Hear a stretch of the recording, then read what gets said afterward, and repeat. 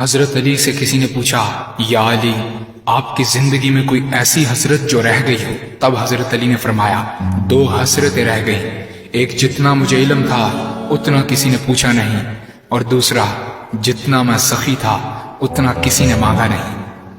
آپ نے فرمایا، زندگی کے 3 سنہری اصول ہمیشہ یاد رکھو۔ ایک یہ، اس سے ضرور معافی مانگو جسے تم چاہتے ہو۔ دوسرا، اسے مت چھوڑو جو تمہیں چاہتا ہے۔ تیسرا یہ، اس سے کچھ نہ چھپاؤ جس پر تم اعتبار کرتے ہو۔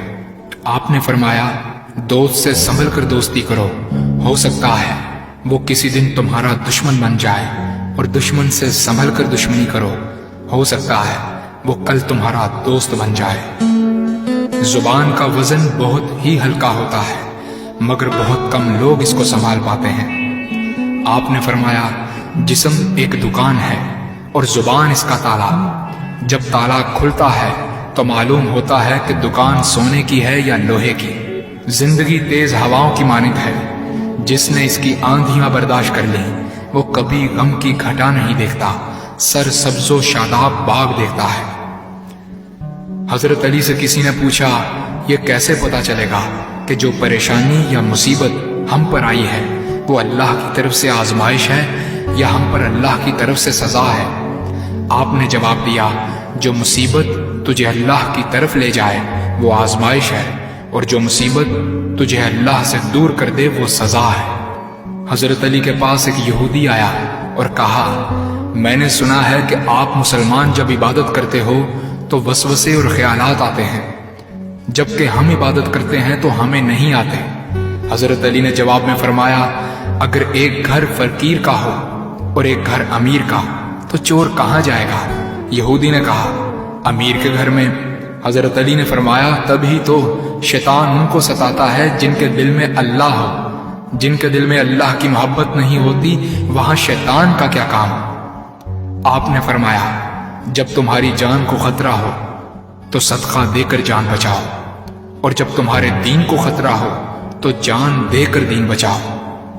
آپ نے فرمایا، یہ زندگی 2 دن کی ہے، ایک تمہارے حق میں اور دوسرا تمہارے مخالف۔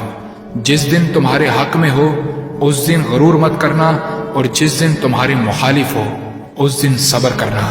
کسی کی مدد کرتے وقت اس کے چہرے کی طرف مت دیکھو، ہو سکتا ہے اس کی شرمندہ آنکھیں تمہارے دل میں غرور کا بیج بو دیں۔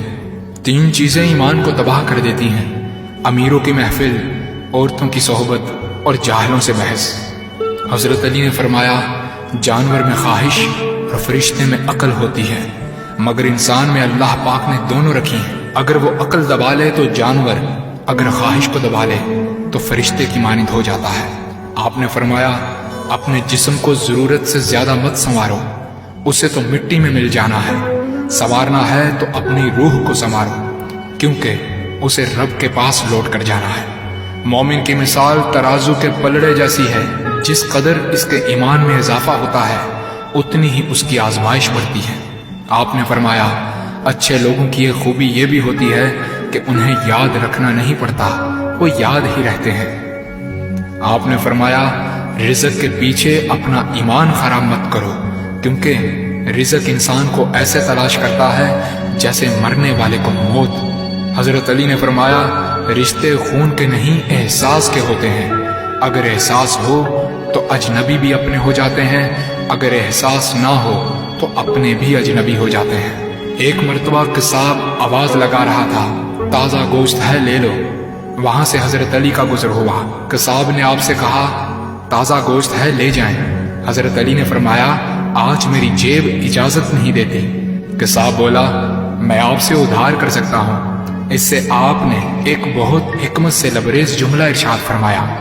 آپ نے فرمایا، یہ ادھار میں اپنے پیٹ سے کیوں نہ کر لوں، جس کو میں جنت میں اس سے بہتر غذا کھلا سکتا ہوں۔ حضرت علی نے فرمایا، لفظ انسان کے غلام ہوتے ہیں مگر صرف بولنے سے پہلے تک، بولنے کے بعد انسان اپنے لفظوں کا غلام بن جاتا ہے۔